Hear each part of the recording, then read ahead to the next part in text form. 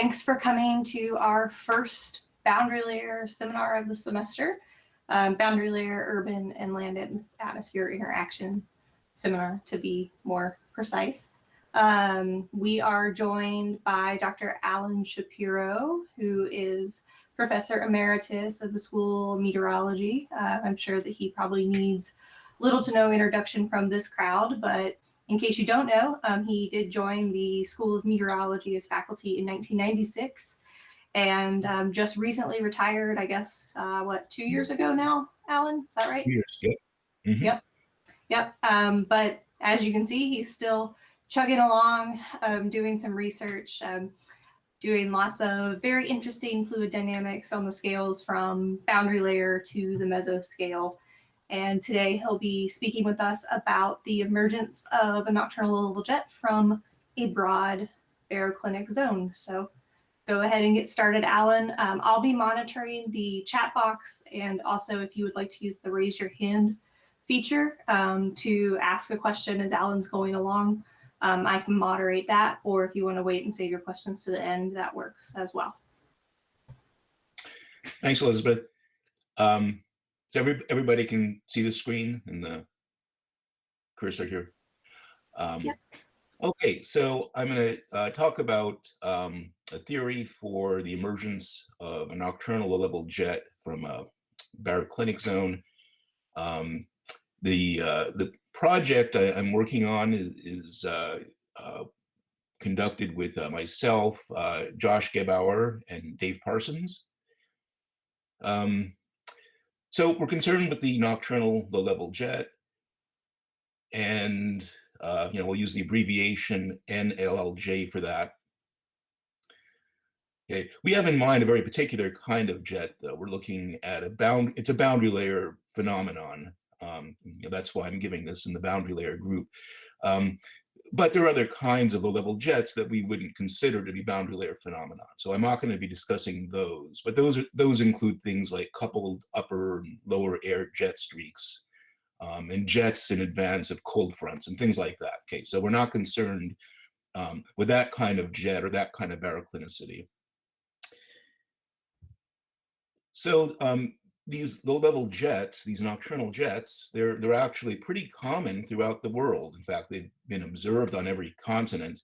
They're typical over the warm seasons, and actually they're probably most common over the United States, but you'll see them quite often in China and Australia and other countries.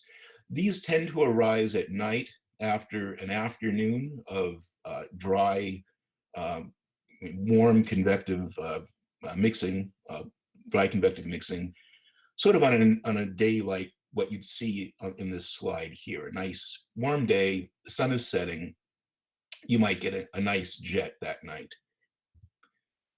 If we restrict attention to the United States, there's a geographic preference for these jets over the southern Great Plains.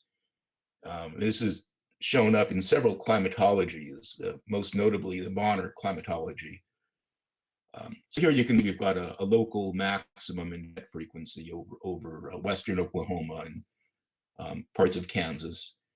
Okay. There's a lot of interannual variability, but typically we do see a maximum in this area. So it's over the sloping part of the Great Plains that we tend to see this maximum frequency. So there are common structures to these nocturnal low-level jets, whether you're observing them in the United States or Australia or the Netherlands. So here are some of the common behavior and structures. The wind maximum is usually less than 1 kilometer above the ground, and actually it's often less than 500 meters above ground level. So around here you'll see them around 400 meters above ground. The winds increase around sunset. They reach the peak strength a few hours after midnight, and they dissipate a few hours after dawn. The winds also have this characteristic rotation on the hodograph diagram. You'll see the wind vectors at any height rotating anticyclonically with time. Okay, this diagram up here sort of gives you a typical, pretty strong nocturnal low-level jet, and in this case, the wind is peaking at around 300 meters or so. Okay, well, there are many applications of low-level jets. They have numerous impacts on weather and climate, and I've listed the main ones here. So there, nocturnal low-level jets have been implicated as possibly initiating convection over the Great Plains, but certainly promoting convection, both through the convergence at the leading edge of the front, sort of the terminal area of the front, as well as funneling in moisture from the Gulf. Okay, we know that the jets are an important source of wind energy, and then recently migratory birds, Wainwright and others have shown that migratory birds can actually use the jet as a flight aid. The jets can transport air pollutants and insects and fungi and other things. Some are beneficial, but some are plant and animal pests and pathogens. The jets can transport the pollution and these pathogens hundreds of kilometers over the course of a night. Interesting thing about the ozone is that you can get this burst of ozone in the boundary layer in a region far removed from the source of that ozone. So the ozone gets transported in the jet, and in the morning transition, the air mixes down to the ground, and you get your burst of pollution. So also during the morning transition, you can get this high momentum jet air mixed down to the surface, and this can blow up smoldering wildfires, and it can also loft mineral dust. This dust is actually quite important for the global energy budget. This dust, which originates in North Africa, has been kicked up by low-level jets as well as thunderstorms in some cases. So these are the main theories for the Great Plains nocturnal low-level jet. There's the Blackadar theory that the jet is part of an inertial oscillation of the geostrophic wind. So basically, we have a shutdown of turbulent stress or friction at sunset, and that triggers an inertial oscillation. And I'll be saying more about this in the next few slides. So we'll return to this Blackadar concept. There's Holton's theory that the jet arises as a wind oscillation over a diurnally heated slope. So this is a baroclinic theory. Now, the Holton theory is actually limited to a surface buoyancy that is spatially constant. So no along surface variations in the buoyancy. It's spatially constant. You still generate vorticity baroclinically with that setup, but you do need a slope for that to happen. So in the Holton theory, if there's no slope, you're not going to get this oscillation. Okay, so it's a slope combined with a constant surface buoyancy. Me et al. Combined Blackadar and Holton mechanisms in a unified theory paper. And in that, we were able to show that the Blackadar theory is probably the dominant, is probably the dominant mechanism at least compared to the Holton mechanism. Holton mechanism kind of gives you a premium of maybe 15 or 20% on the jet strength. Okay, then more recently, Parrish has argued that the summertime heating of a slope drives a mean southerly geostrophic wind, which is a good background for a strong Blackadar IO. Okay, so this is also a kind of baroclinic theory, but actually Parrish is a bit vague in the papers as far as the nature of this buoyancy. So he did not explore whether the surface had along surface buoyancy variations. Okay, so it was an isobaric analysis, and so it was kind of vague exactly what was happening here. Gebauer and Shapiro found that the contribution of an along surface buoyancy gradient to the low-level geostrophic winds, okay, which has implication for the Blackadar mechanism, is as important as the contribution by the Holton mechanism. Okay, so we really should be thinking about this baroclinicity as arising from two possible sources. One would be the surface variations of buoyancy, but then you could also have a slope without the surface buoyancy variations, and you'd still get a baroclinic forcing in that case. Okay, so the Blackadar theory kind of underpins the theory that I'll be talking about today. And Parrish has argued that it's the dominant one, and we endorse that that view. So let's take a review of the Blackadar theory. So these are the main concepts. So we can break the Blackadar theory into three parts: the afternoon, sunset, and the evening. So we'll start with the afternoon. Okay, during the day, we've got our CBL, our dry convective boundary layer. So it's really hot, you get a lot of mixing. And essentially, we have a kind of Ekman balance. It's not exactly an Ekman balance, but it's an approximate one. So you have a three-way balance between your pressure gradient force, the Coriolis force, and the friction force. Okay, the friction being turbulent stress. Okay, so these three sum to zero. You know, that's our balance, our Ekman balance. So you go to Newton's second law, written as A equals F over M, where the sum of F is the sum of all the forces. Well, the sum of the forces is zero in the afternoon for this Ekman scenario, and so the acceleration should be zero. Okay, so this force balance I've indicated down here graphically. So here we've got our pressure gradient force pointing toward the low pressure. We've got a cross isobar component of the wind toward low pressure. So that's your V here. Coriolis force acts to that at a right angle to the wind. Okay. Now the three forces have to sum to zero. And so the way that I like to think of this is we've got the pressure gradient force pointing this way. Here's your Coriolis force over here, and you can add that to the pressure gradient force, so tip to tail, and you end up with this red vector when you do that. So the red vector is the sum of the pressure gradient force and the Coriolis force. Okay, so if you add to that the friction force, you should get zero. Okay, so that means that this has to be the friction force here. So all of this is done graphically, but analytically it works. That friction force opposes the red vector, which is the sum of the pressure gradient force and the Coriolis force. Okay, that's daytime. Now comes sunset. At sunset, the turbulence is decreased rapidly. Okay, so you've got this near cessation of the turbulence. And so the friction goes to zero, essentially, leaving in place the undisturbed pressure gradient force and Coriolis force, which sum together here again as red vector. And so that red vector is identical to the red vector in the previous slide, except that now it's unopposed by friction. And so it also represents an acceleration. So air parcels are getting a kick in the direction of that red vector. Okay, now at night. So at night, this is after sunset, and the turbulence level is greatly reduced, at least due to the thermally generated turbulence. So we have a largely frictionless state. And so F equals ma becomes your acceleration is the sum of the forces over the mass, or your acceleration is the Coriolis force plus the pressure gradient force.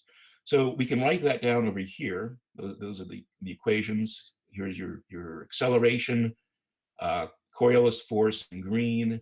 Here's your pressure gradient force. And you take your wind and you break it down into an ageostrophic component and the geostrophic component. Okay, so the geostrophic component you get from the pressure gradient force, and the ageostrophic wind is whatever part of the wind that is not geostrophic. Okay, so you then spawn these equations here, which describe the evolution of the ageostrophic wind. And this is a fairly simple form, and you can solve it analytically. And here's the solution for UA and VA as a function of time. And if you square these expressions and add them up, you'll get an expression for the square of the wind speed associated with the ageostrophic wind. And believe it or not, it actually bubbles down to something really simple. Okay? The amplitude of the ageostrophic wind is constant.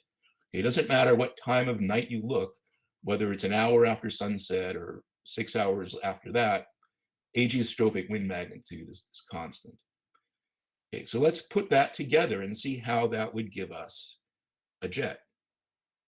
Okay, well, having an ageostrophic wind having an ageostrophic wind magnitude be constant means that we could represent the winds on a hodograph diagram in the form down here. Okay, so we've got the u-axis is the x-axis, the v is y. The central point here marks the UG and the VG. Those are the geostrophic wind components. Okay, and so you can draw circles around the ageostrophic wind. And of course, a circle is characterized by constant radius. And so each one of those circles represents a certain ageostrophic wind speed. Okay, now let's step in at sunset, which basically is going to launch this solution. Okay, so at sunset, or at least late afternoon, we've got this blue curve here indicating our initial profile or sunset profile. So this shows U and V at different heights. Okay, and each circle corresponds to a different height. And each circle is being launched from a different point on the blue curve. Okay, the blue curve is kind of my crappy way of writing the Ekman spiral. So the blue curve is basically the Ekman spiral. And so the largest ageostrophic wind is going to be where the wind itself goes to zero down here at the ground. So you get a very large circle in that case. And then if you step in maybe 6 or so hours later, we're over here. And that's going to give us the largest wind over the course of the night. Okay, and of course you get different different values of that larger wind depending upon which height you're at. Okay, so this is an ageostrophic wind inertial oscillation. You take the solution for that, tag it onto the geostrophic wind, and you get your total wind. Okay, so we're going to look at this a theory for a baroclinic nocturnal low-level jet over flat terrain.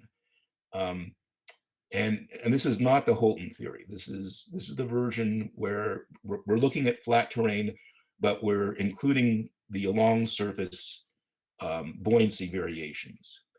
Okay, but we're going to do this in a very specific way. Okay, so we're considering flows forced by a spatially uniform horizontal surface buoyancy gradient. Now, if I had an icon for warning bells, I'd put them next to this statement because that's a pretty big limitation. So we're not looking at just any kind of buoyancy gradient. We're looking at a constant buoyancy gradient or constant surface buoyancy gradient. Okay, so the buoyancy variations are spread up along the slope, and having a constant buoyancy gradient means that the buoyancy itself varies linearly with the spatial coordinates. Okay, so it's a very, very special kind of distribution. Okay, we're also going to make provision for a spatially uniform free atmosphere pressure gradient force. Okay, so we could have a non-zero geostrophic wind aloft, and that can also certainly affect the flow. Okay, so our flows are going to be governed by the Reynolds averaged Boussinesq-approximated equations of motion, our thermal energy equation, and mass conservation, which is the incompressibility condition. We're going to work with an eddy viscosity, okay, that's our nu, and the eddy diffusivity, kappa, that vary diurnally as step functions. Okay, so that's going to try and mimic the morning and evening transitions. If we go far above the ground, we're considering the flow to be barotropic and in a geostrophic balance. So the baroclinicity is confined to the boundary layer and there's no baroclinicity aloft. Okay, and we're also restricting attention to temporally periodic flows. So we're going to be searching for diurnally varying temporally periodic flows. The nice thing about this, if you can get these solutions, is that you don't have to specify an initial condition because they're all temporally periodic. And so you don't have to worry about spin-up artifacts. Okay, so here are the governing equations to the Boussinesq approximation. We've got our equation of motion written out here. So V is our wind, and so these are acceleration terms. Pi is the perturbation pressure. Okay, so grad pi is our perturbation pressure gradient force. And the pi is defined down here to be the deviation between the pressure and the pressure in an environmental sort of a reference state. So PE is the pressure in that reference state. Okay. And this reference state we consider to be motionless. Okay. So the motion is contained in the full pressure, but it's not in the PE. Okay. So that'll be important when we put boundary conditions on the pi. Okay. B is our buoyancy, and we define it down here. And that involves the difference between theta and the theta in the reference state. The same reference state that we define the pressure, we apply it to the theta. And actually, these should really be theta V. So just imagine there's a theta V in all of this. Okay, thermal energy equation, and that involves the buoyancy, B, and mass conservation equation under the Boussinesq approximation is the incompressibility condition. Okay, the boundary conditions. We're specifying the surface buoyancy gradient. Okay, so here that is the gradient of B with a subscript H for horizontal. You go to the ground, and we're specifying the surface buoyancy gradient, okay, and that's specifying the baroclinicity. We're also setting the horizontal winds, U and V to 0, so that's your no slip condition, and then W is set to 0 at the ground, that's the impermeability condition. If you go far above the ground, we're in the free atmosphere, okay? And our free atmosphere conditions are that the U wind component approaches its geostrophic value, UG, and V approaches VG. We want the buoyancy to drop off to 0, and our perturbation pressure gradient force, or the perturbation pressure gradient, d pi dx and d pi dy, we can write them in terms of the geostrophic wind components. Okay, the UG and the VG are constant free atmosphere geostrophic winds. They don't vary spatially or with time. Okay, we're going to model the eddy viscosity and diffusivity as a square wave. So you've got these step functions that just keep repeating. And these step functions increase at sunrise to a constant value and decrease at sunset to a different constant value. We'll be imposing temporal periodicity on the solution by taking every dependent variable, and let's call it phi, for sort of a generic dependent variable. And we say that phi at t equals 0 is the same thing at phi 24 hours later. Okay, and I'll use the symbol T24 to represent this 24-hour interval. Okay, so this is the condition that you have to put on the dependent variables if you want to get a purely periodic solution. Okay, spatially constant surface buoyancy gradient, this assumption which is really limiting the applicability of the theory, but it does give you baroclinicity, and it's very simple, and it's perfect if you want to have a toy model, such as what we're dealing with here. So we have a surface buoyancy gradient that's uniform, so spatially constant. So we can take our Cartesian coordinate system and we rotate it so the x-axis is aligned with the gradient. So the x-axis is the direction of this grad B, the surface buoyancy gradient. And so dB dx is equal to that surface buoyancy gradient. We'll write it as bxs, bx meaning it's a gradient, and s for surface. It's potentially time dependent. And dB dy at the ground is 0 just because of our coordinate system. We rotated x so that all of the buoyancy gradient is in the direction of x and none is the direction of y. So with the surface buoyancy gradient in this form here, dB dx independent of x, it's spatially constant, it means that the buoyancy itself varies linearly with x. And it doesn't vary in y at all, but it does vary linearly with x. Okay, so that's a pretty severe limitation. But it turns out that toy models based on this kind of assumption for the buoyancy or other thermodynamic variables have actually been in place for many years. This originated with the Seabreeze study of Gutman back in 1972, but it's got other applications, and I'll list just a few of them here. There are actually quite a few others. The analysis that I'm going to be going through is probably most similar to that of Gutman's Seabreeze analysis, but actually it differs from it in some very important ways. But the Gutman analysis is probably the closest.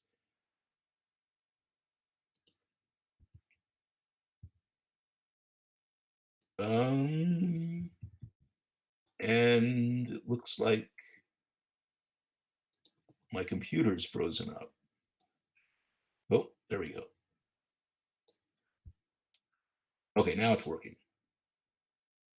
Okay, so if you assume a linear variation for the buoyancy, that actually locks into place the temporal behavior, sorry, the spatial behavior of the other variables. For instance, and I'm not going to demonstrate where these come from, but basically you take the linear variation in B and you apply it in your equations, and then you can deduce these dependencies. So U and V can vary with height and time, but there are no X variations. And then you go to your mass conservation equation. Well, du dx and dv dy are 0. That means that dw dz is 0. But then you integrate that with respect to height, starting from the impermeability condition of the ground, and it tells you that W is 0 everywhere. Okay, here's our buoyancy. Part of it does not vary with X at all, and part does vary with X. Here's a linear X variation. And the perturbation pressure can vary as a part independent of X, and a part linear in X, and actually a part linear in Y. Okay. Now, Gutman noted that these similar dependencies, or I call them they're called ansatzes, sort of I think it's a German word. And that's referring to having this imposed spatial structure.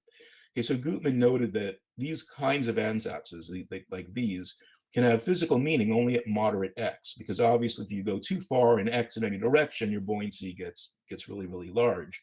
And in real life, you don't have buoyancy disturbances going on forever. Eventually they terminate. And near the termination, you're gonna probably drive some ascent, right? Okay, so none of that is captured here. This is a buoyancy gradient that just goes on forever. Okay, so when you take those ansatz and plug them into the differential equations, this is what you get. You get a set of partially decoupled equations. They are independent of X and Y. They only involve Z and T. And the way that you go about solving them, because they are partially decoupled, you've got an equation for the Z derivative of the Y derivative of pressure. You can integrate that easily and apply your top boundary condition, which brings in the geostrophic wind. Second, you can come down here, and we have a kind of a thermal energy equation for the buoyancy gradient. And it's self-contained, and you can solve that. So now we have Bx.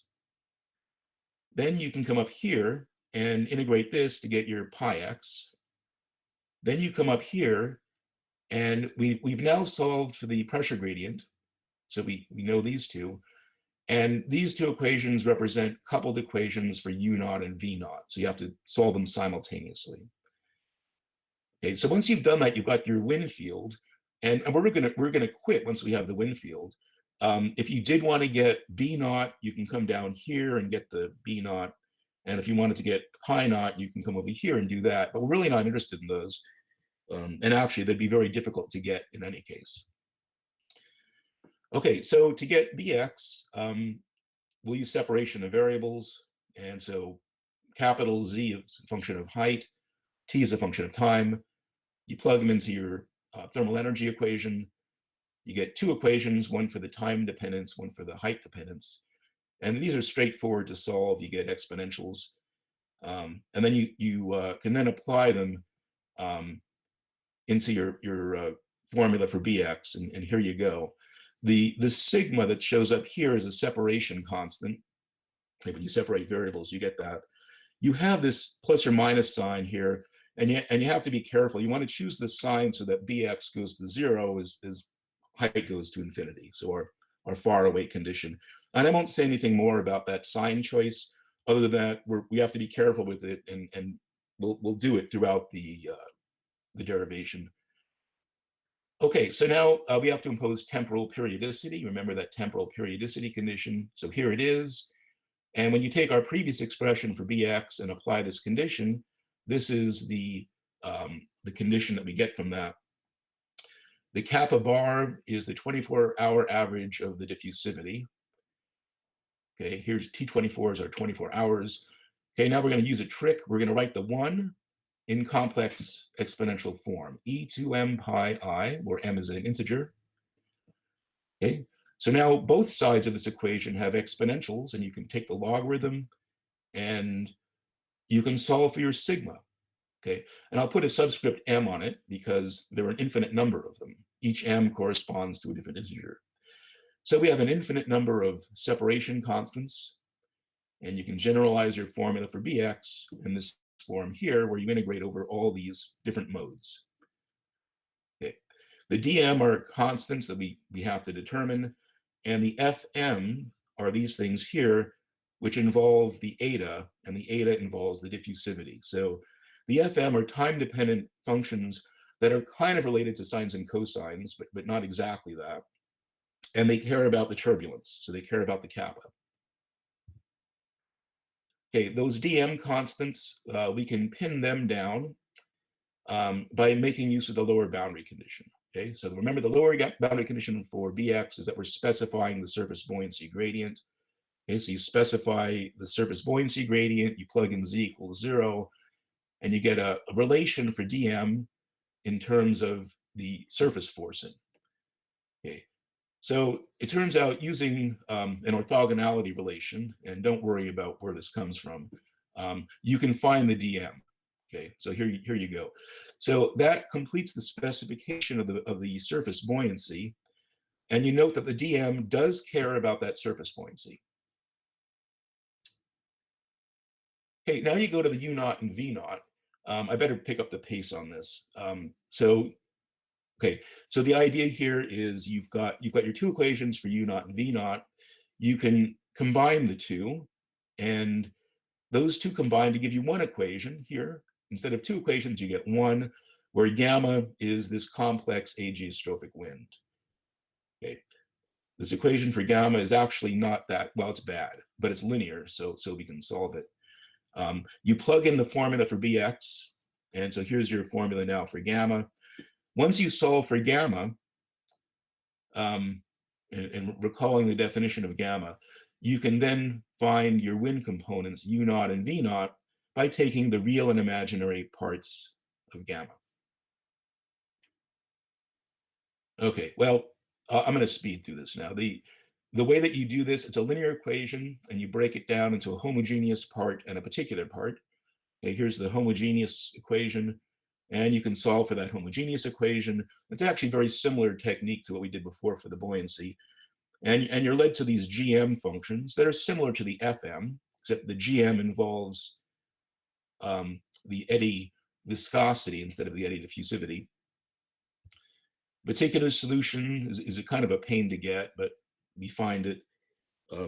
There are two sets of constants that we have to pin down, and we pin them down here by getting the periodicity and no slip conditions. And so we can skip the details here. But at the very bottom here, the EM are these sets of constants that show up in your solution for U and V. The other set of constants that show up are these D's that we already found. Okay, here I'm writing as Q instead of M, but it's the same idea. Okay, it's a dummy variable. And what we have here is that the solution is partitioned into a simple sum of a part associated with the free atmosphere geostrophic wind, okay, down here, and a part associated with the surface thermal forcing, the baroclinicity. Okay, so it's a nice decomposition of the flow into two nice physical parts. Okay, so we'll first look at a reference experiment. How does this theory work? Okay, so we'll use a latitude somewhere around here in northern Oklahoma, and I'll choose a surface buoyancy gradient. I'll call it kind of a medium, maybe a weakish gradient, or medium or moderate strength. It's based on a theta field that varies along the ground as 0.6 degrees per 100 kilometers. Okay, so that's your gradient. We'll put sunset 12 hours after sunrise, and we'll take t equals 0 to be sunrise. And we've got our mixing coefficients for during the day. So here I've chosen 50 meters squared per second for the nu and kappa. Okay, so the subscript D means day. And then at night, we've got nu and kappa subscript N for night. I drop them down to 1 meter squared per second. Let's let the upper level geostrophic wind be 0, and the upper level, well, the westerly wind will be 0, and then the VG, the Y component wind, will be 10 meters per second. So we have a southerly geostrophic wind. This parameter delta that I haven't mentioned before, and I kind of hesitate to mention it now, it represents a radiative damping. It's a time scale for a very crude radiative parameterization. The idea was introduced by Holton, and it's been used by others, and so we've got it here as well. And here are the results for that experiment. So we're looking at the U wind component here, the V component, and the wind speed. Okay, so these are time height diagrams over the course of 24 hours. Here's sunrise, here's sunset 12 hours later. Okay, so you'll notice that for the U wind component, during the day, the U is actually pretty weak, maybe 4 or 5 meters per second. But we get a nice burst just a few hours after sunset.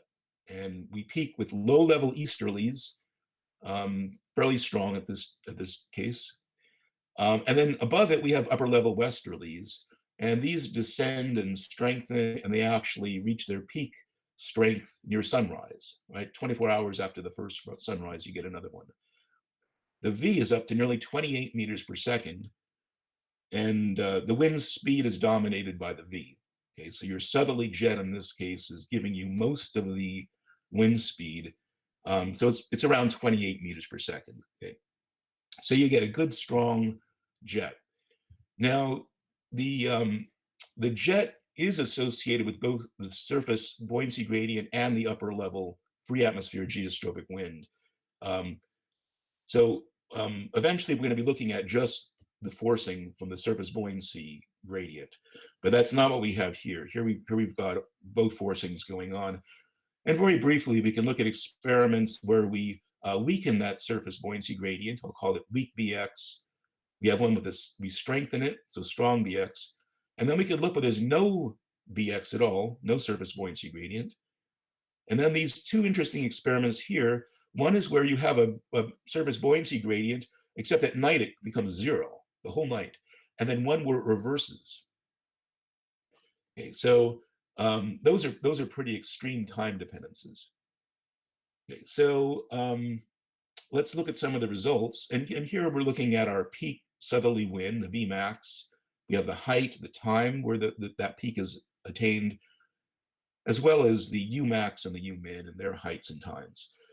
So experiment reference, we had a peak wind or peak southerly wind of 27.4 meter per second. So good strong southerly wind. If you weaken the surface buoyancy, so cutting it in half, you cut the strength in half. Well, you cut the strength by 6 meters per second. If you increase it by 50%, you increase the wind by 6 meters per second. No BX is 16 meters per second. So that tells you that when the forcing is only driven by what's happening aloft, so the no baroclinicity, so no BX, this is what you get, 16 meters per second, which is still nothing to sneeze at. It's still a good jet, but not as strong as 27. Okay, but look at this. The no night BX, so doing severe damage to the surface buoyancy gradient. It goes from its daytime value to 0. So how does that peak wind change? It decreases by 0.2 meters per second. The totally zeroing out that BX does at night does almost nothing. And here's some more violence to the surface BX. You're reversing it. So instead of it increasing toward the west, it decreases. What happens? Hardly any change, right? So 27.0 for a reversed nocturnal buoyancy gradient, 27.4 when you don't reverse it. The conclusion is that the jet is hardly affected by the nighttime surface buoyancy gradient. Okay, so now we'll look at runs that I've been calling no geos, and no geos means there's no free atmosphere geostrophic wind. Okay, so the UG and VG, those symbols, those are going to be 0 because they represent the free atmosphere geostrophic wind. Now you still have a geostrophic wind, but it's associated with thermal effects. So no geos means that we're looking at pure baroclinicity, pure baroclinic flows.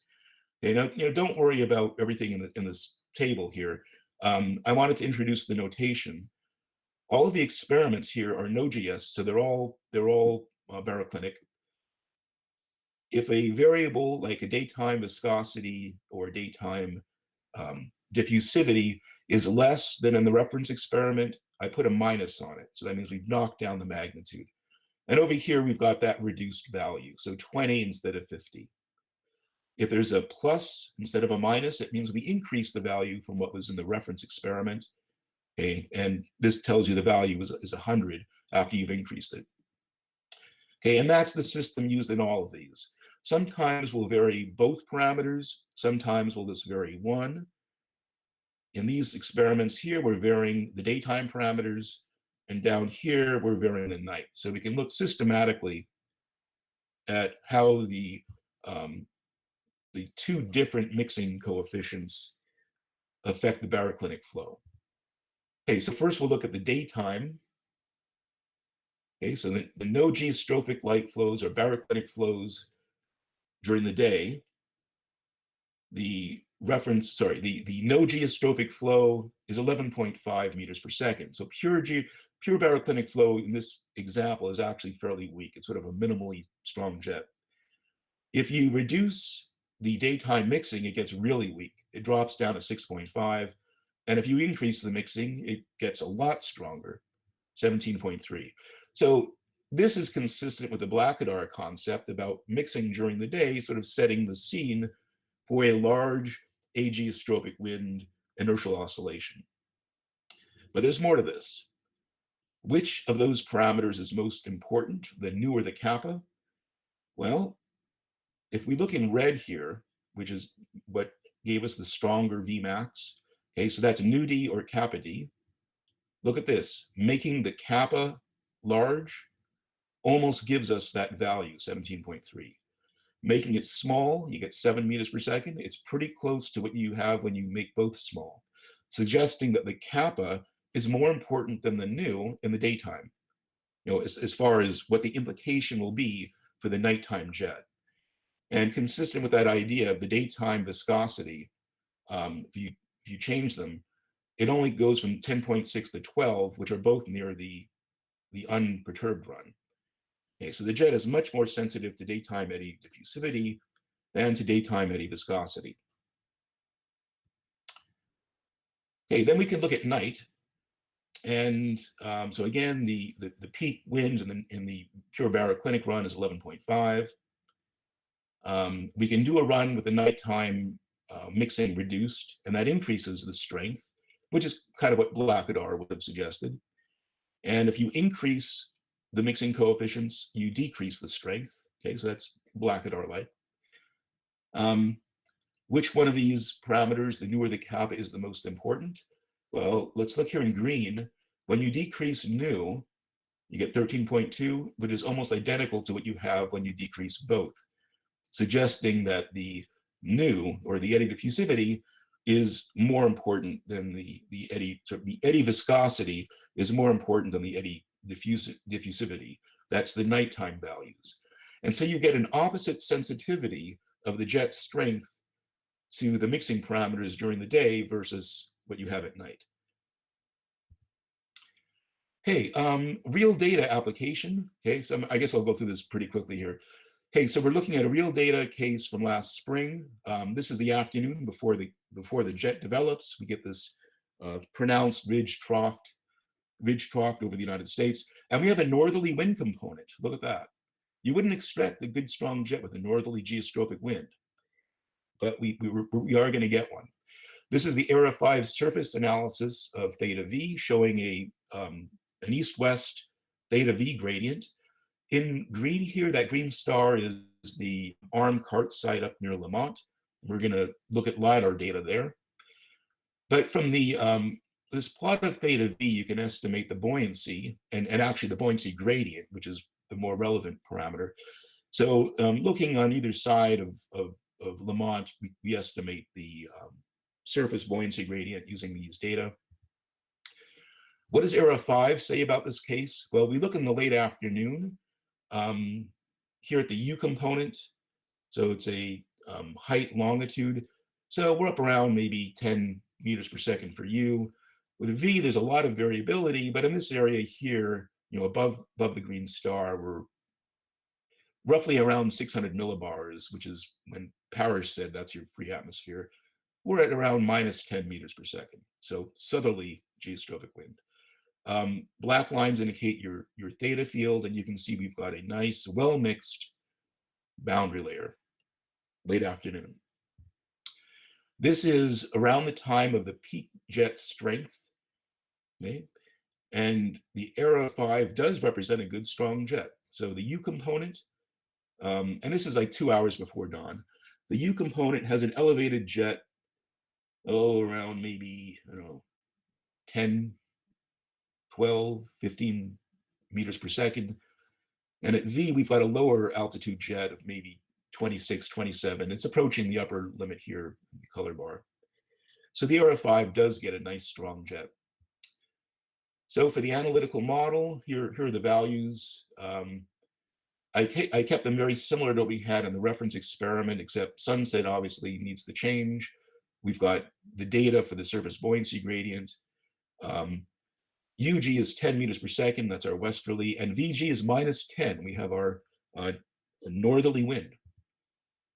This is what the analytical model produces. It actually looks a fair amount like what we have with the reference case. We get a good strong jet. The U component is negative over here, so we have our easterlies. And the peak easterlies, you get this intensification that's about 2 hours after sunset. And you get this descent of the westerlies and a peak in at the end of the night. The V peaks at around maybe 3 hours before sunrise at around 26.6 meters per second. The speed is approaching 30 meters per second. I think it gets to 29 meters per second. So these results are actually fairly consistent with the ERA 5. But how do they compare to the Lidar winds? Okay, and this is my last slide. I was really very happy, surprised by what's probably a fluke, but the Lidar winds, the UV and the speed, really are quite similar to the analytical winds and the ERA 5 winds. Okay. Now, do keep in mind here that in the analytical model results, we're looking up 5 kilometers, whereas with the Lidar results, we're basically looking at 1 kilometer. So you can't, don't compare the full range of height. But if you look in the Doppler Lidar winds, what you'll find is, okay, so sunset is over here, around here. A few hours after sunset, you get your peak winds, they're easterlies. This is around minus 8 meters per second. And the theory says minus 6. It's really close. Here you have a peak U max of 20.5. And over here, your peak is pretty close to 21, 22. And the time is really good. And you also can see sort of this descent of the westerlies. The peak V is about 28, 29 meters per second. It's very close to the ERA 5 and the analytical theory. And the wind speed peaks close to 30, 28, 29. So again, very, very similar. So we were really encouraged by these results. They're probably so good that it's got to be a fluke. It's really hard to imagine how we could have done that well with this particular data set. So most likely the other data sets that we'll look at are probably going to be disasters. But we were encouraged by this. And I think I'll stop here and take any questions. Great. Thanks, Alan. So we'll be open for questions now. So if you want to use the raise hand feature on the lower right side, as people raise their hand, I can go ahead and call on them to unmute themselves and we can take questions that way.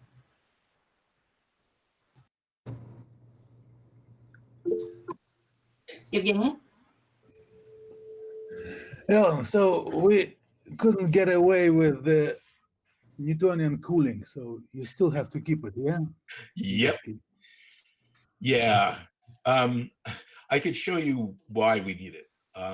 Let me go back to where it shows up first. Okay. So here's where it shows up. Here's that Newtonian cooling term. Imagine what happens if you don't have it there. Let's drop it off. So you just have these two terms. But we still impose temporal periodicity. You integrate this equation over 24 hours, and because of temporal periodicity, this unsteady term will drop out because integrated over 24 hours, the buoyancy returns to what it was. That drops out. That means that this term here has to drop out as well.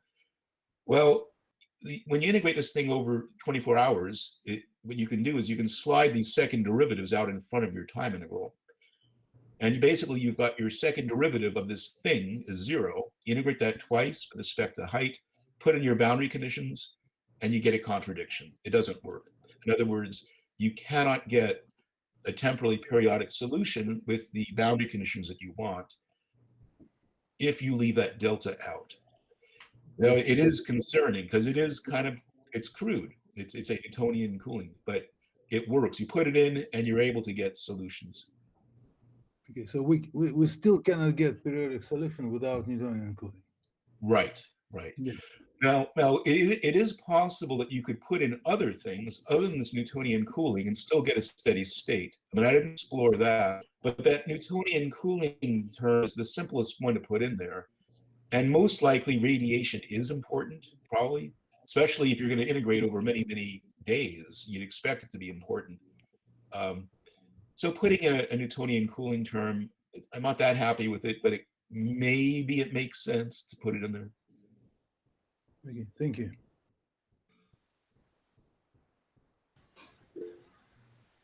Dave?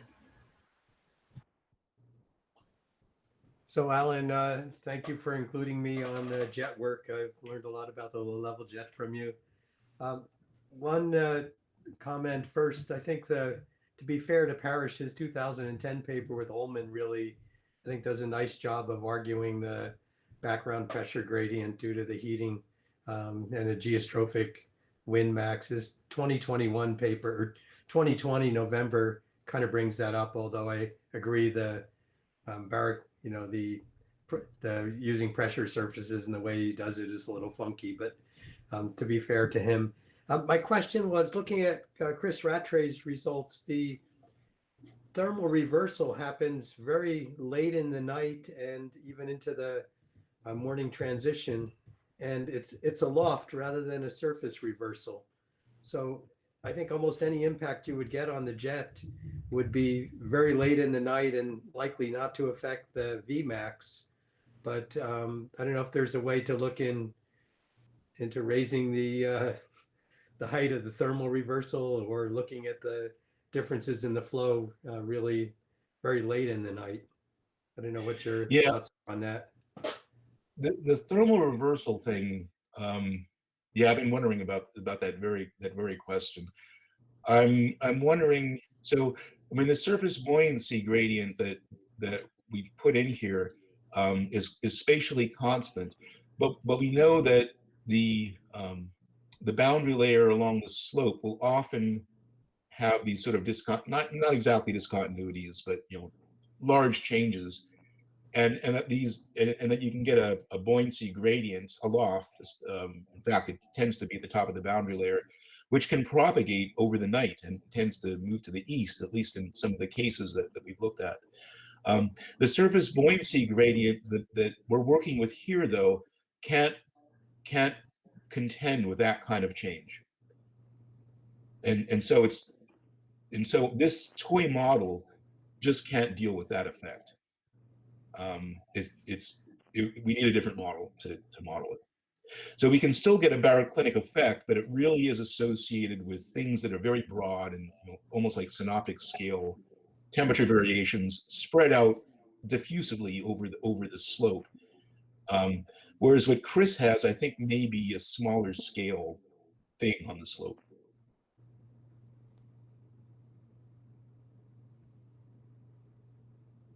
I think sometimes it's smaller scale, but other times it's just the difference in the top of the boundary layer during the night and the morning transition. But I agree that the assumption of a uniform slope is almost out the window from some of Chris's cross sections. Absolutely, absolutely. Christo? Hey, Alan, thanks for the talk. I was wondering about two things. So the first one, I found it very interesting that you show sensitivity during different types of diffusivities and viscosity. So the daytime was the eddy diffusivity, if I remember correctly, and during the nighttime, it was the viscosity term. Is there any physical explanation as to why during the nighttime you get more sensitivity to viscosity term? Is it something to do with the bigger role that turbulence plays in stable boundary layers, or is it something that? What I'm not exactly sure, but the results are self-consistent, so I'm happy about that. So at night, we found before doing all those sensitivities to the mixing, we looked at the surface buoyancy gradient and found there was almost no impact at all. If you take the nighttime part of that Vx and just zero it out, reverse it, there's almost no change. And so that would suggest that the thermal energy equation itself is probably not doing much for your flow at night. And that's the equation that contains kappa. And so that would tell me that I would not expect kappa to be all that important at night. And indeed, what we find is that nu is much more important than kappa at night. Now that part at least is consistent with Blackadar's idea that if you drop the mixing at sunset, you'll get your inertial oscillation. And all of that discussion is directly related to the nu, the momentum mixing. So the nighttime behavior is actually, of the nu, is consistent with Blackadar. I think a bigger mystery is why during the day the eddy diffusivity is so important, or it's more important than the eddy viscosity. And that is definitely not part of the Blackadar conception at all. And I have no idea why we're seeing that sensitivity. That one looks really, really perplexing. Yeah, and I guess the other thing that I was wondering about, the potentially extending this analytical framework, would it be somehow possible to have some sort of a bulk estimate for the variation in the buoyancy throughout the whole depth of the boundary layer? For example, considering all heights between the surface and the boundary layer height, and considering still a spatially uniform gradient, and somehow developing your solutions from there. Maybe, but you don't want to push this toy model too far. In particular, if you look at the, I notice how I didn't show you any picture of BX, right? It was only the winds. The BX plot looks boring, and you can't immediately tell where the top of the boundary layer is. There's no capping inversion in this toy model, and it doesn't develop because we've got this, this constant K theory isn't going to give you a capping inversion. And so the structure of the buoyancy itself within the boundary layer in the toy model is really simple. In fact, it's really, really, really, really over simple. And so you probably don't want to trust the structure too much. I tend to use it almost as a schematic and say, you warm up the ground and you have this gradient, and we could represent it simply to this toy model, but try not to push it too hard. But perhaps something that maybe it would be a little more feasible to do at that point. Could it be possible to include still the sloping effect and the surface buoyancy all together? Yeah. So originally we started looking at that, putting in the long slope variations and the slope. And there were two problems with it. One is that we couldn't solve it. It was too difficult. The other problem was that even if we could have solved it, it could only be solved for the case where there's no westerly geostrophic wind. If you had a westerly geostrophic wind, a pure westerly wind, horizontal, it'll run into the terrain, east-west sloping terrain. So you don't get a solution. So Mhm. putting in a slope with along slope variations in buoyancy on both counts is something that's not worth going down the path. And I tried it. I gave up. We probably need a different kind of toy model to deal with that. Yeah. Well, thank you very much. I should also point out that the idea that if you have the slope, that you can't have a westerly geostrophic wind, that's from Holton. Holton only looked at the terrain following free atmosphere geostrophic wind, which was a southerly free atmosphere geostrophic wind. You put in that slope, and you got to in the context of a toy model, you put in a slope, you're not going to get a 1D toy model. You need to make it fully 2 or 3 dimensional at that point. All right. Well, I think this is probably a good place to stop. So thank you, Alan, for delivering this seminar today.